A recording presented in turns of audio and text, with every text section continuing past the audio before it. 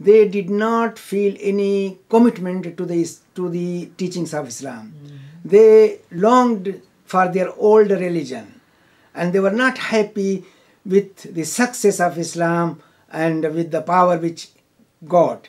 So they wanted to demolish it, to create problem, to create confusion in the minds of new Muslims or Muslims who were there by fabricating such hadiths which will make Islam appear as an absurd religion.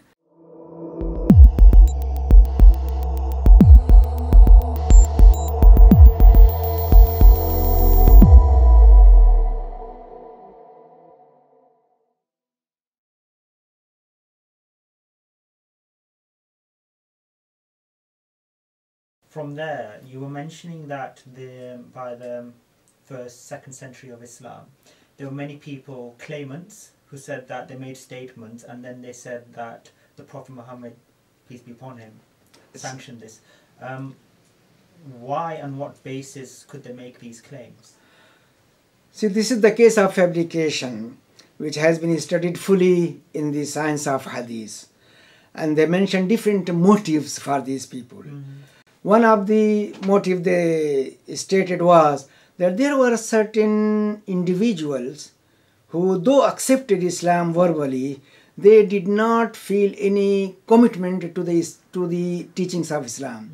They longed for their old religion, and they were not happy with the success of Islam and with the power which got. So they wanted to demolish it, to create problem, to create confusion in the minds of new Muslims or Muslims who were there by fabricating such hadiths which will make Islam appear as an absurd religion.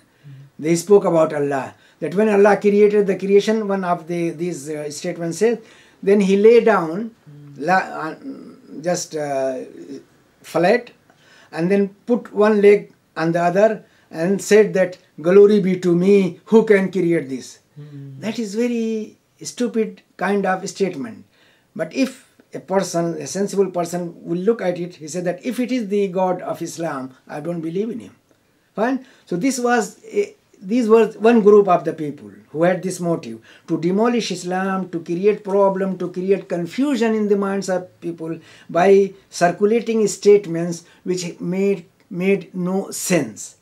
And some of them had their own selfish interest. So they, for example, a person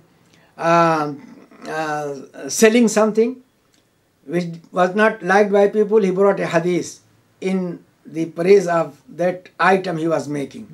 I mean, it's very, very strange. And one group which was very active in this were those who were known as preachers.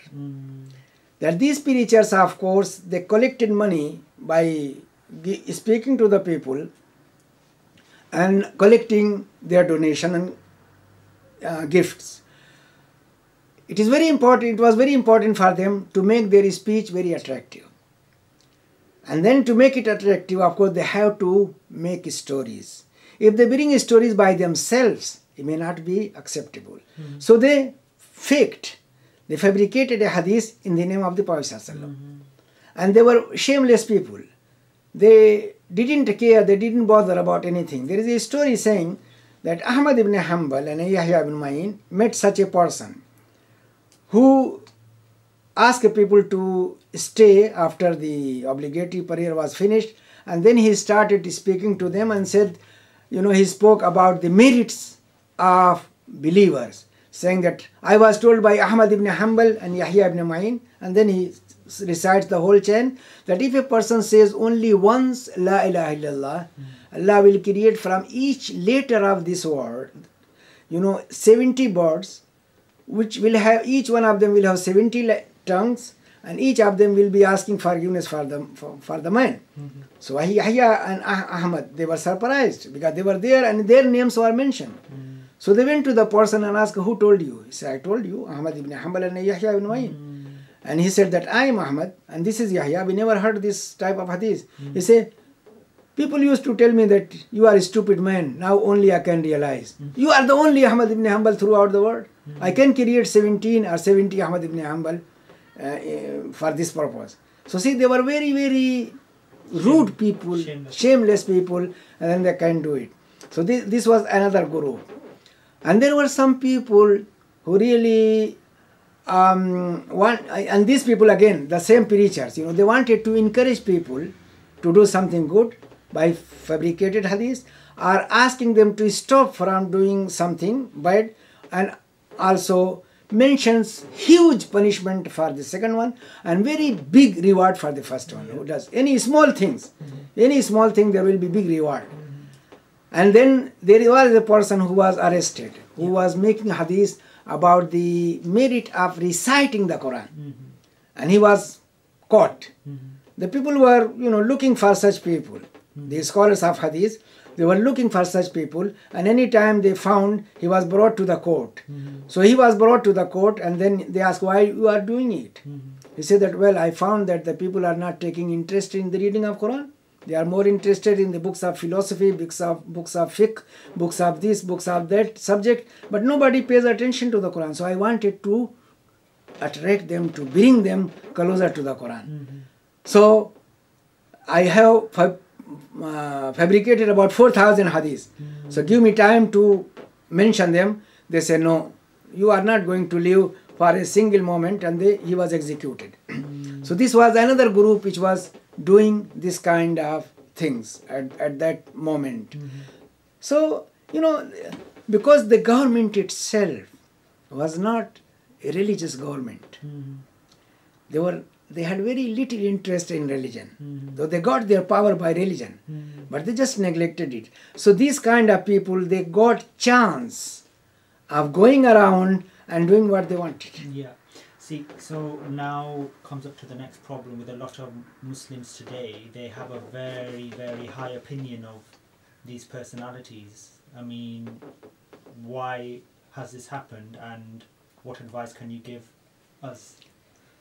So it was very difficult really to sort out between what is authentic, what is not authentic. And the tool they use was first the chain, and then they went to see the meaning. If the meaning does not make sense, they said no. It is not a hadith, it is not said by the Prophet. Even today, you find that many people quote those hadiths. Unfortunately, those things were mentions or recorded in the books. Just to mention, to show the examples. They were mentioned just as an example, to make people aware of it. But what happens, that many preachers take these materials and start repeating it to the common people, which is very sad, really, very sad, that the ulama, scholars, should do it. They mention huge reward.